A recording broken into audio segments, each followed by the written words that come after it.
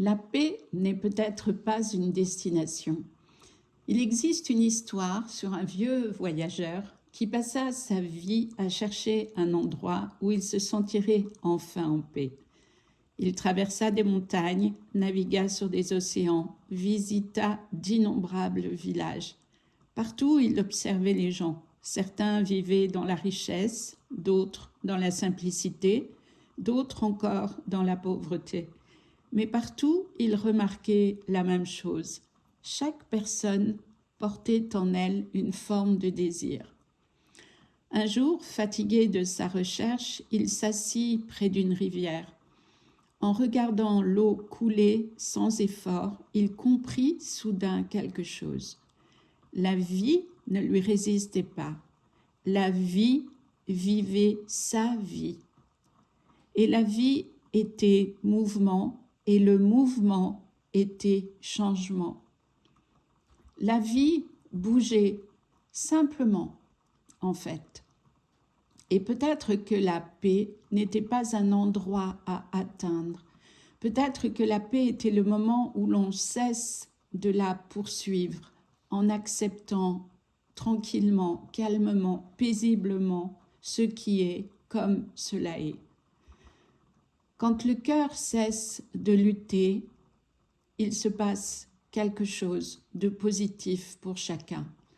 Parce que le cœur n'est pas une machine, il ne réagit pas bien à une pression constante, à un stress constant.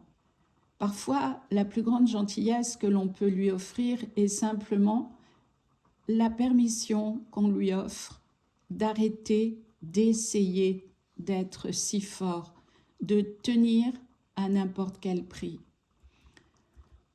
Alors on peut accepter que toutes les questions n'ont pas de réponse, que certaines relations se terminent, que certaines choses ne s'expliquent pas et que certaines situations, même positives, peuvent s'arrêter.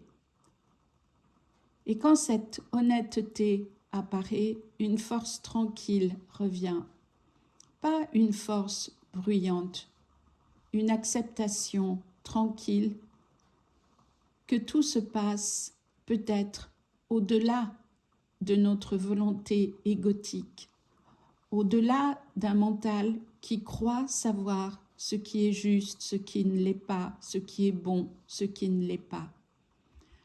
À ce moment-là, une résilience douce qui vient du fait de cesser de lutter contre la réalité se met en place. Et il y a une compréhension plus profonde qui peut être. Parce que peu à peu, on voit les gens différemment. Non plus comme des sources de bonheur ou de déception, mais comme des voyageurs dans le même paysage mystérieux de l'existence. Certains marchent à nos côtés un moment, puis s'éloignent parce que le moment est venu pour eux qu'ils s'éloignent et pour nous que l'on se quitte. Puis d'autres apparaissent brièvement parfois.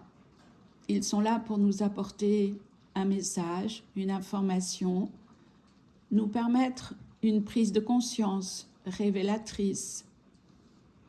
Certains laissent des leçons qui ne se révèlent que des années plus tard, et cette compréhension adoucit quelque chose à l'intérieur de nous, parce que une tension peut s'apaiser et quelque chose de difficile peut être accepté. Un cœur fatigué n'est pas brisé. Si ton cœur est fatigué de tout aujourd'hui, ce n'est peut-être pas un signe que quelque chose ne va pas. C'est peut-être un signe que quelque chose en toi s'éveille à ce que tu as besoin de devenir, de connaître, de savoir. Pas bruyamment, pas dramatiquement, doucement, comme la réalisation que tu n'as plus besoin de courir après toutes ces réponses, que tu espères, que tu attends, que tu voudrais recevoir ici, maintenant, tout de suite. Le monde ne te demande pas de le porter. L'amour est un cadeau, pas une possession. Le cœur fatigué n'est pas un cœur brisé.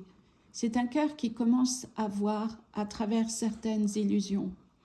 Un cœur qui apprend à s'asseoir tranquillement au bord de la rivière de l'existence et à regarder l'eau passer.